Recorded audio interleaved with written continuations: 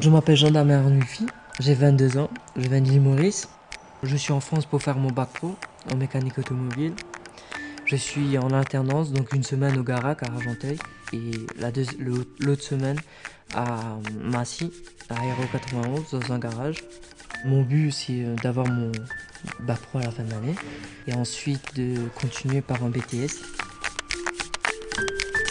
J'étais à l'île Maurice en troisième. J'avais beaucoup de difficultés, j'avais 9 de moyenne et tout ça. Donc après, avec mes parents, on a décidé de regarder qu'est-ce que je pouvais faire. Donc après, je suis parti en BEP, en mécanique. Parce que depuis tout petit, j'aime bien la mécanique, démonter tout ce que je voyais, etc. Comprendre comment ça fonctionne.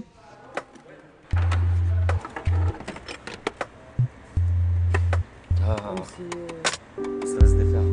Il y a beaucoup de jeunes qui font de la mécanique, ils sont là juste pour faire leurs 2 années, c'est terminé quoi. Ça leur prend pas au cœur et c'est vrai que Damien, lui, il se motive pour ça et il y va. C'est ça qui est bien. Quand j'ai fini mon BEP, j'avais 18 ans. Je ne me voyais pas travailler tout de suite. Je voulais continuer à avoir de l'expérience, des connaissances. J'ai voulu continuer dans un bac pro. Donc à ce moment, je suis venu au Carac.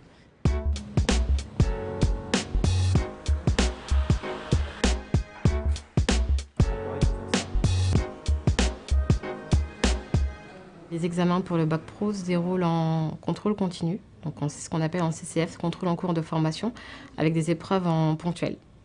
Donc en contrôle en cours de formation pour les bacs pro, ils ont tout ce qui est matière d'enseignement général du type maths et sciences. Ils ont également l'anglais. Et en ponctuel, ils ont l'épreuve de français, d'histoire géo et de technologie. Quand moi j'étais au BEP, c'était un examen à la fin de l'année. Donc il y a beaucoup plus de stress. Donc on se dit, si on rate celui-là, c'est fini. Mais l'avantage du CCF, c'est qu'on a plusieurs. Donc si on rate un, on peut toujours se rattraper au deuxième ou au troisième.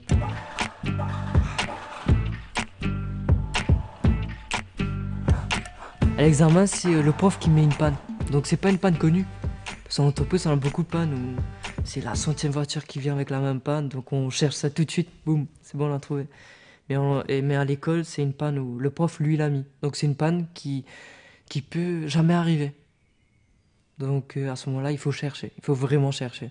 À partir d'une date dans l'année, on demande aux élèves qui sont intéressés s'ils veulent passer l'examen. La plupart du temps, on a des élèves qui sont prêts, et comme Jean-Damien d'ailleurs, qui a été le premier élève à venir, à aller de l'avant pour dire je veux passer mon examen, la première séance c'est maintenant, je suis là, j'y vais. L'avantage, c'est que ça leur permet de se préparer. Voilà, ils sont préparés en cours d'année. L'inconvénient, je dirais, c'est qu'ils n'ont peut-être pas tous suffisamment conscience du fait que ce soit un examen parce que ça se passe comme une évaluation classique.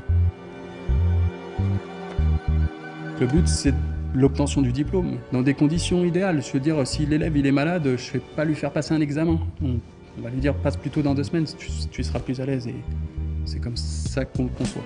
Ça peut m'arriver entre midi et deux de travailler un petit peu. Et je demande à mon maître d'apprentissage de m'aider dans certains termes ou certaines solutions qu'on peut apporter. En apprentissage, effectivement, on est une semaine en entreprise et une semaine à l'école. Effectivement, il y a du travail à fournir qui est supérieur à un lycée classique.